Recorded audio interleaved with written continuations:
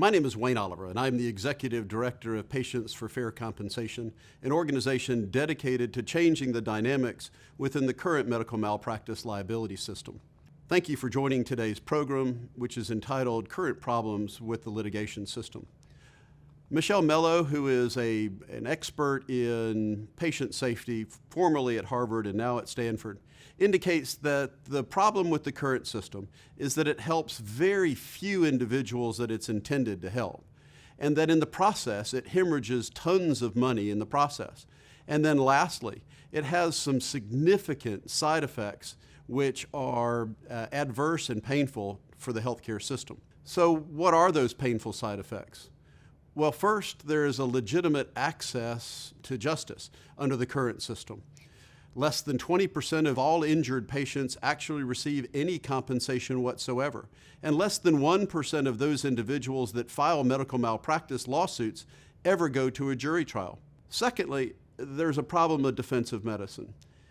26% of all overall costs have been attributed to defensive medicine by a survey of physicians by the Gallup organization. Hospital administrators indicate that 34% of all hospital-based costs are the result of defensive medicine.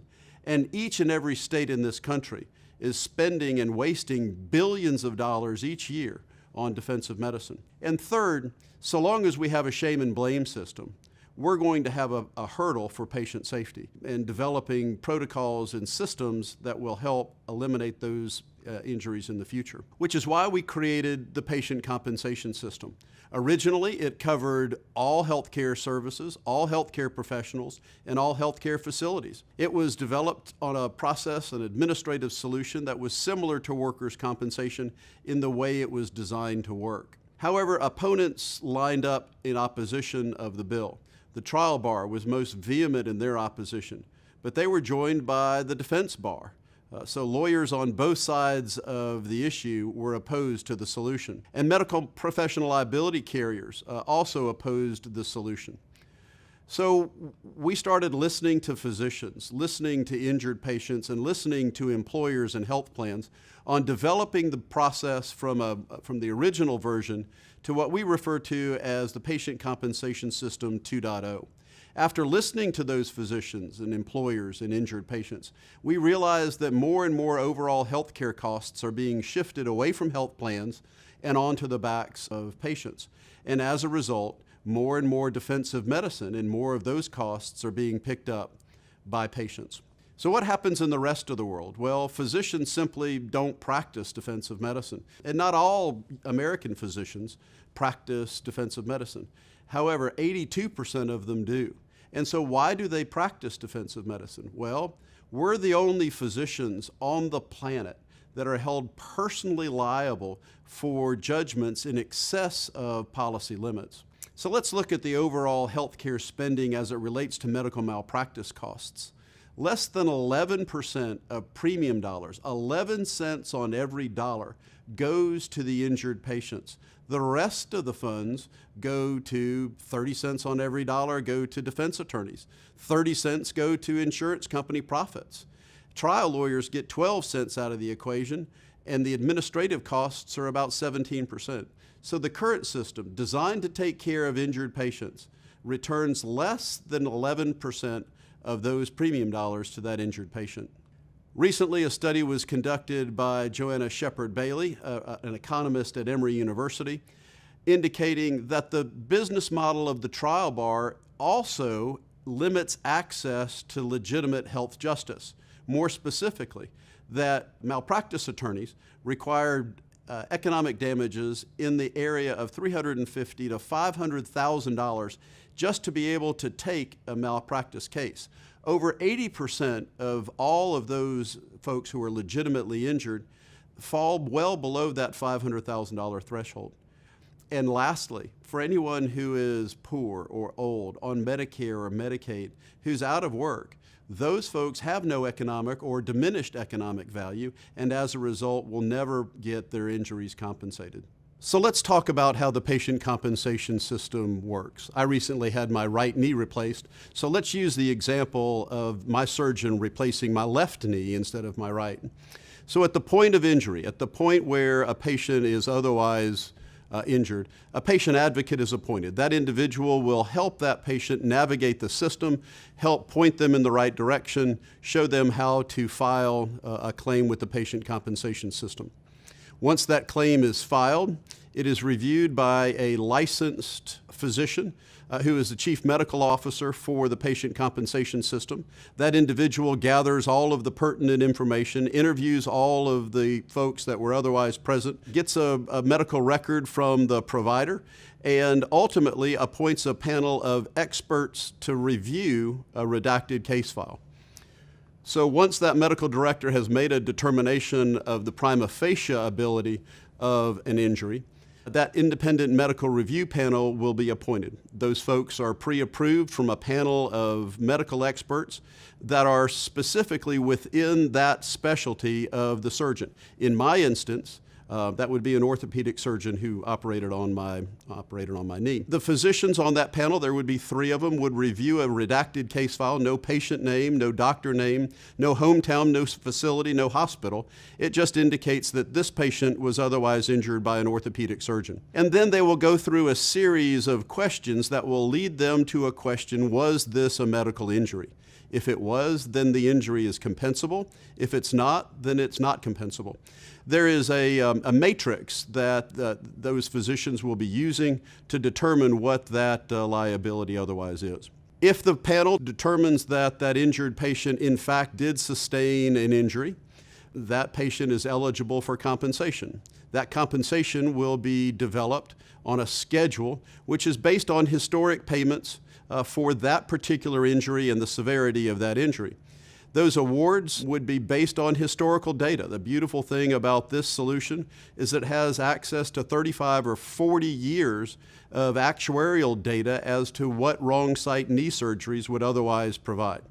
And the total compensation may not exceed that which is collected from physicians. If there are problems with substance or process, patients and physicians can appeal that determination by that medical panel. Questions that are raised as it relates to the amount of compensation are not subject to the appeal. It is just strictly, did we follow the process correctly when that determination of a medical injury was made? And lastly, on the backside of the solution, there is a quality improvement entity that will look at all of the data that is submitted to the patient compensation system, begin to develop best practices, and then share that information with physicians and other clinicians to help improve the quality of care that is provided. So let's talk for a minute about the Patient Compensation System 2.0, which is a little different than the original version that was introduced. There were 3 objections that physician groups gave to the original version of the patient compensation system. They believe that paying more compensation to more patients will result in increased cost of malpractice, it will result in increased claims to defend, and third, it will result in increased reporting of physicians. So we'll look at all of those in just a minute, but let's talk about the benefits of a PCS System 2.0. First off, there is no claim to defend. There are no lawsuits, there are no depositions, there's no hearings, and physicians will not have to appear. There is no personal liability for malpractice. Unlike the current system where payments or judgments in excess of policy limits can be routinely made, sometimes referred to as jackpot justice, that can't happen under a PCS 2.0 system. There is no reporting to the National Practitioner Data Bank. It is a state-based fund with a criteria from the National Practitioner Data Bank that indicates that, number 1, the claim must be submitted in writing, number 2, that it's based on negligence, and number 3, that there is an insurer that is involved that makes a payment to a patient on behalf of a physician. Under a Patient Compensation System 2.0, there is no written demand for payment. Claims are submitted orally and are provided to that chief medical officer for examination. The second is it's not based on negligence. It's based on avoidable harm. And number 3, there is no insurance company involved. The patient compensation system actually takes care of all claims that are made by injured patients. The elimination of malpractice premiums. Your traditional insurance is no longer necessary. Your admin fee will cover you for whatever injuries that may occur, and without any limitations at all. The elements of a new PCS bill include that it is for physicians only. The previous solution tried to encompass all of healthcare practitioners, and all healthcare settings. This focuses exclusively on physicians and those under the direct reporting mechanism for that physician.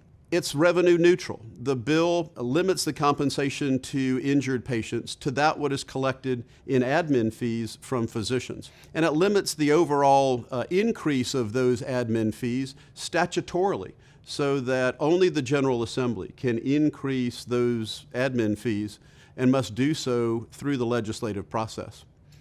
It eliminates the need for traditional insurance policies, and so medical malpractice insurers are probably not going to like this solution. And then lastly, the PCS system pays all compensation out of those admin fees collected from physicians. So state-specific problems require state-specific solutions. So how do we reduce the malpractice cost for Florida physicians?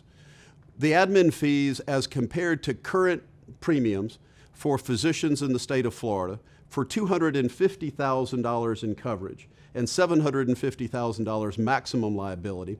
The current cost for a family physician is about $25,000. Under a patient compensation system 2.0, that would be about $3,000. For an emergency room physician who pays almost $50,000 a year in professional liability insurance, that would be reduced to almost $5,700 a year. For a neurosurgeon, paying $128,000 a year for $250,000 in coverage, that would drop to $14,800. So what is the impact on the state of Florida? In terms of the impact for state taxpayers, the public sector, if you will, bioscience indicates that there will be two things that result from the enactment of a patient compensation system. Number one, there will be significant decreases in the cost of malpractice. And number two, there will be an overall decrease in healthcare expenses. Bioscience produced this study, which was peer-reviewed by the folks at FSU, indicating that Florida Medicaid can save $12 billion over 10 years, and the state employee program can save $3 billion over that same period of time. So what's the impact for the private sector in Florida? Well, Florida employers can save $31 to $66 billion over 10 years. The annual savings for Florida employers can be somewhere between 8 and 20%. And overall, we believe that new jobs, new stimulation can occur from these savings in the terms of 47 to 101,000 new jobs in Florida. So can we afford the status quo in Florida? Well, let's take a look. In 2013, 19 million Floridians paid up to $43 billion for defensive medicine, so that 75 medical malpractice juries can be impaneled to take care of 18 injured patients. If you have questions, please send me an email or give me a call. We'd be delighted to answer your questions, to speak to your specialty society or your county medical society. We need physician adoption of this solution for it to be successful. Thank you for participating.